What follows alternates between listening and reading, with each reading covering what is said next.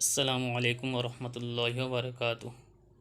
তো আজি আমি নামাজ সম্পর্কে বহুত গুরুত্বপূর্ণ দুটা মাসাইল হওয়ার কারণে চেষ্টা করিম।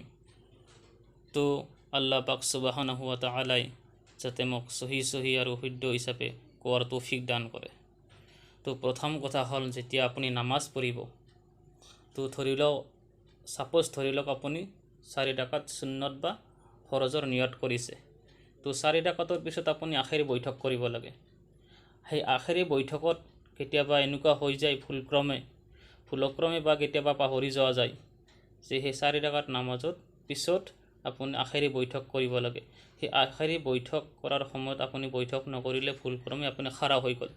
যেতিয়া আপুনি খাৰা হৈ যোৱাৰ পিছত যেতিয়া কেৰাত আৰম্ভ কৰিব, ধৰি লওক এতিয়া আপোনাৰ মনত পৰিল যে মোৰ 4 ৰাকাত নামাজ হৈ গৈছে, মই সালাম ফিৰাব লাগিছিল, কিন্তু মই এতিয়া খাৰা হৈ গ'লোঁ।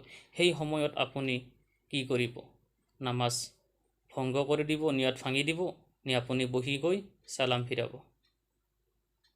তো সেই নামাজটো নাভাঙাকৈ বা ভংগ নকৰাকৈ আপুনি কেনেকৈ নামাজটো আদায় কৰিব?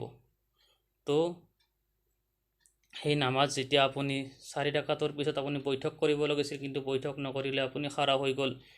তো তাৰপিছত তেতিয়া আপুনি কি কৰিব? সেই 4 ৰাকাত নামাজৰ লগত আৰু পুনৰ 2 ৰাকাত তাৰ লগত নামাজ আদায় কৰি ল'ব। 2 ৰাকাত যেতিয়া নামাজ আদায় কৰাৰ পিছত আপোনাৰ টোটেল 6 ৰাকাত নামাজ আদায় হ'ল। 6 ৰাকাত নামাজ যেতিয়া হ'ব, আপুনি সেই আখেৰী বৈঠকত আপুনি কি কৰিব? তাশাহুদ অৰ্থাৎ আত্তাহিয়া পঢ়ি সোঁফালে সালাম ফিৰাই আপুনি সিজদা দিব। তাৰপিছত বৈঠক কৰিব, পুনৰ আত্তাহিয়া পঢ়িব, দুৰুদ শৰীফ পঢ়িব, দোৱা পঢ়িব, তাৰপিছত আপুনি সালাম ফিৰাব। তো সেই নামাজ আপোনাৰ আদায় হৈ যাব। সেই নামাজৰ ভিতৰত কোনো ভুল ত্ৰুটি নহ'ব।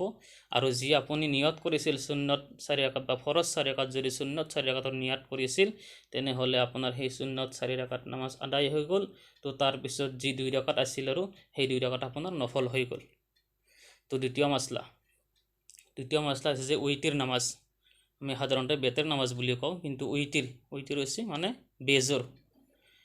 তো উইতিৰ নামাজত কেতিয়াবা ভুলক্ৰমে হৈ যায়, তেনেকুৱা পাহৰি যোৱা যায়। তো যেতিয়া আমি উইতিৰ নামাজ পঢ়িম 3 নম্বৰ ৰাকাতত আপুনি সূৰা ফাতিহা পঢ়ি কোনো এটা সূৰা মিলাই আপুনি তাকবীৰ দিব লাগে, আল্লাহু আকবাৰ তাকবীৰ দি নিয়ত বান্ধিব লাগে। তো সেই তাকবীৰ দিয়াৰ সময়ত আপুনি তাকবীৰ দিব লাগিছিল, কিন্তু আপুনি পাহৰি গ'ল।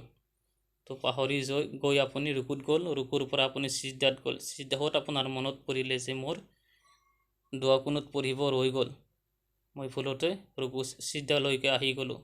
তো সেই সময়ত আপুনি কি কৰিব? নামাজটো ভংগ কৰিব, নে আপুনি তেনেকুৱাকৈ সালাম ফিৰাই নামাজটো শেষ কৰিব? তো সেই আপুনি নামাজটো নাভাঙাকৈ, ভংগ নকৰাকৈ আপুনি সেই নামাজটো কি চিষ্টেমত আপুনি আদায় কৰিব? তো মনত ৰাখিব যে উইতিৰ নামাজত দোৱাই কুনুত পঢ়াটো ৱাজিব হয়, আৰু ৱাজিব যদি ছুটি যায় তেনেহ'লে আপুনি চৌচিজদা দিবই লাগিব। আৰু যদি চৌচিজদা নিদিয়ে তেনেহ'লে আপোনাৰ সেই উইতিৰ নামাজ আদায় নহ'ব। তো যেতিয়া আপোনাৰ সিজদাত মনত পৰিল যে মোৰ 3 ৰাকাত হ'ল, 3 ৰাকাতৰ মই পিছত দোৱাই কুনুত পঢ়িব লাগিছিল, কিন্তু পাহৰি গ'লোঁ মই, তো এতিয়াতো মই সিজদালৈকে আহি গ'লোঁ। তো আপুনি ঠিক আছে সিজদা দিয়ক, তাৰ বৈঠক কৰক। বৈঠকত আপুনি তাশাহুদ অৰ্থাৎ আত্তাহিয়া পঢ়ি সোঁফালে সালাম ফিৰক। তাৰপিছত আপুনি চৌচিজদা দিয়ক। চৌচিজদা দিয়াৰ পিছত পুনৰ আত্তাহিয়া, দুৰুদ শৰীফ, দোৱা পঢ়ি আপুনি সালাম ফিৰক। তো আপোনাৰ উইতিৰ নামাজ সহি হিচাপত আদায় হৈ যাব ইনশাআল্লাহ।